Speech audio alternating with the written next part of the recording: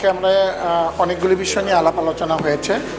আমরা সর্বপ্রথম যেটা আমরা অ্যাপ্রিসিয়েট করেছি আমাদের সম্মানিত সভাপতি সাহেবকে, ওনার নেতৃত্বে আমাদের যে নতুন কমিটি এসছে এবং এই নতুন কমিটি আসার পরে আমাদের ফিফা থেকে যে একটা নিষেধাজ্ঞা ছিল সেই নিষেধাজ্ঞাটা যে উইথড্র হয়েছে, সেটার জন্য আমরা সর্বসম্মতিক্রমে আমাদের এক্সিকিউটিভ কমিটির সকল মেম্বার এবং ভাইস প্রেসিডেন্ট আমরা সবাই, আমাদের এটা প্রেসিডেন্টের নেতৃত্বেই হয়েছে এবং তার অক্লান্ত পরিশ্রমের পরিপ্রেক্ষিতে এই জিনিসটা যেহেতু উইথড্র হয়েছে, আমরা এখন নিখুঁতভাবে কাজ করে যাওয়ার জন্য ফিফা থেকে যে সহযোগিতা পাবো সেটার জন্য আমরা প্রেসিডেন্টকে প্রথমেই ধন্যবাদ জানিয়েছি।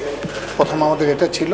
তারপরে আমরা 2025-এর যে বাজেট, আমাদের যে বাজেটটা ছিল, আজকে সেই বাজেটটা আমাদের পাশ করা হয়েছে।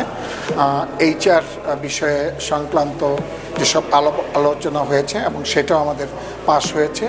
আর সবচেয়ে বড় জিনিস যেটা, সেটা হচ্ছে যে আমাদের স্কুল ফুটবলটা আগামী কয়েক দিনের মধ্যেই শুরু হচ্ছে এবং সব ইংলিশ মিডিয়াম, এখানে স্কলাস্টিকা, আগা খান, সানবিম, বড় যে ইংলিশ মিডিয়ামের স্কুলগুলি আছে, সেই স্কুলগুলির যে স্কুল ফুটবল আপনারা জানেন যে ফর্টিসের মাঠে অনুষ্ঠিত হবে এবং সেখানে আমরা সারা বাংলাদেশের মানুষকে আমন্ত্রণ জানাচ্ছি খেলার জন্য। এ বিষয়ে আমাদের আলাপ আলোচনা হয়েছে এবং মিটিংয়ে এটা সিদ্ধান্ত হয়েছে এবং পাস হয়েছে। এই ব্যাপারগুলোই আমাদের আসলে আজকে মুখ্য বিষয় ছিল।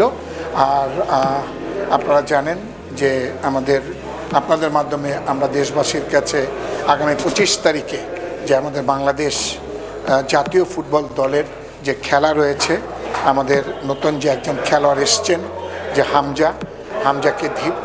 হামজাকে নিয়েই যে আপনাদের মাধ্যমে সারা বাংলাদেশের মানুষ অধীর আগ্রহে যে অপেক্ষা করছে, আমরা সেই 25 তারিখের ভারতের সাথে যে আমাদের যে খেলাটা, সেই খেলাটাকে আমরা গুরুত্ব সহকারে নিচ্ছি এবং আজকে আমাদের সকালেই আমাদের বাংলাদেশ জাতীয় দল শিলংয়ে গিয়েছে এবং সেখানে তারা পৌঁছিয়েছে এবং পৌঁছিয়ে তারা আল্লাহর রহমতে সবাই ভালো আছে, সুস্থ আছে এবং আমরা আপনাদের মাধ্যমে দেশবাসীর কাছে দোয়া চাচ্ছি যে যাতে করে আমরা একটা ভালো রেজাল্ট নিয়ে দেশে আসতে পারি।